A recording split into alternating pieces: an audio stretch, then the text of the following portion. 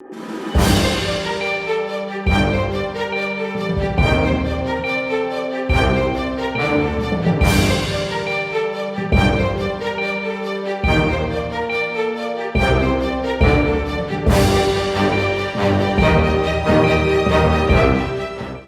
et messieurs, bonsoir et bienvenue dans ce 13h. Tout de suite, le sommet. Lutte contre la cybercriminalité à Parakou, 2 individus arrêtés dans le quartier Al-Barika, un 3e en fuite. Le point dans ce 13h. Dissolution des associations syndicales étudiantes en Côte d'Ivoire, les détails dans ce 13h.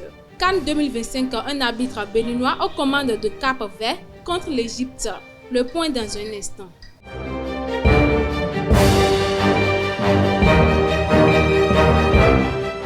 À nouveau, bonsoir chers internautes. Comme je l'annonçais tantôt dans le sommet, à Parakou, le commissariat central intensifie ses efforts contre la cybercriminalité. Ce jeudi 31 octobre 2024, 2 suspects ont été arrêtés dans le quartier Al-Barika lors d'une opération ciblée.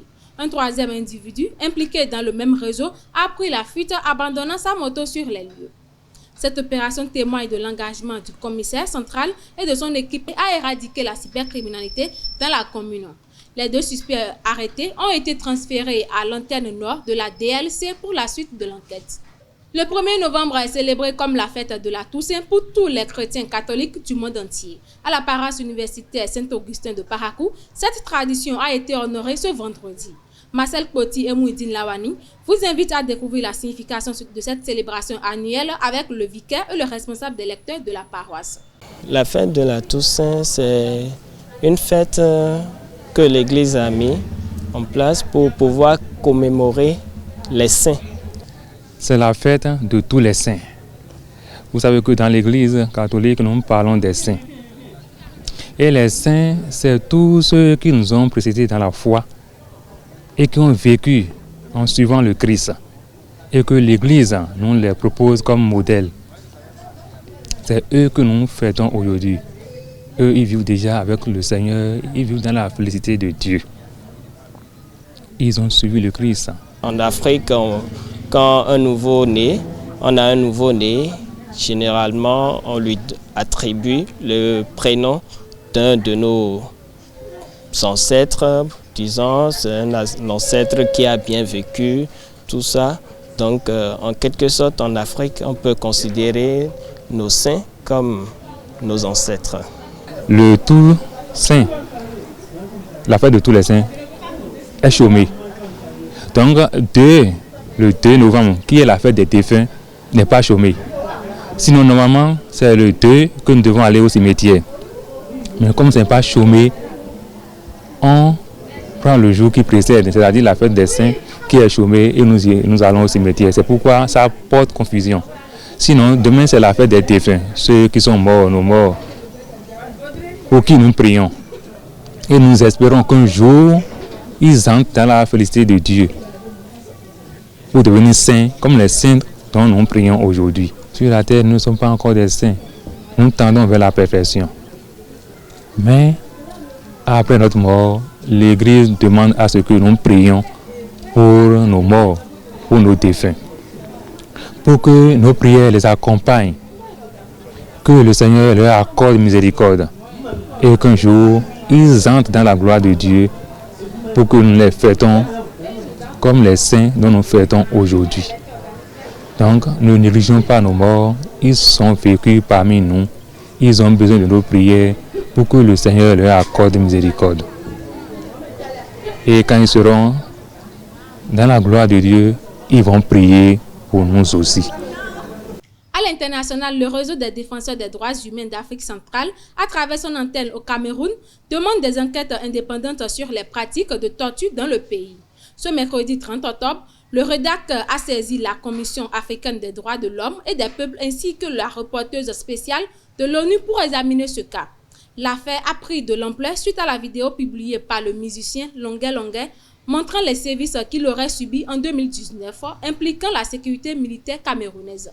Une enquête a été ouverte par le ministère de la Défense en réponse à ces révélations. En Côte d'Ivoire, le gouvernement a décidé de dissoudre les associations syndicales d'élèves et d'étudiants.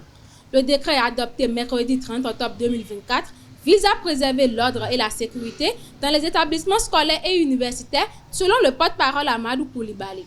Cette mesure divise les étudiants. Certains voient un espoir de calme sur les campus, tandis que d'autres s'inquiètent pour leur liberté d'expression. Qui portera nos revendications et défendra nos droits sans ces associations, se demande un étudiant. En sport, la CAF a désigné l'arbitre béninois Djindo Louis Ouniandandé pour diriger le match de la 5e journée des éliminatoires de la CAN 2025 entre le Cap-Vert et l'Égypte. Prévu en novembre, ce match est crucial pour le Cap-Vert qui doit gagner pour espérer se qualifier. Une belle occasion pour l'arbitrage béninois de se distinguer. Le prestigieux Ballon d'Or 2024 est décerné à Rodri, le milieu de terrain espagnol de Manchester City. Une décision qui suscite la controverse. Entre satisfaction et incompréhension, les avis sont partagés. Faut-il saluer la régularité et l'impact collectif de Rodri ou s'interroger sur cette reconnaissance qui s'échappe à Vinicius Junior, l'attaquant flamboyant du Real Madrid? Marcel Coty vous propose une analyse de la situation. Ballon d'Or, mérité ou véritable injustice envers Vinicius? Le Ballon d'Or, prestigieuse récompense, vient d'être attribué à Rodri, milieu de terrain de Manchester City, un choix qui suscite une vive polémique. Pour beaucoup, cette décision est une injustice envers Vinicius, l'attaquant brésilien du Real Madrid qui figurait parmi les grands favoris de ce trophée. Ce débat mérite d'être analysé en profondeur. Rodri est-il véritablement digne de cette consécration ou est-ce une occasion manquée pour un joueur offensif et spectaculaire comme Vinicius? Commençons par les chiffres.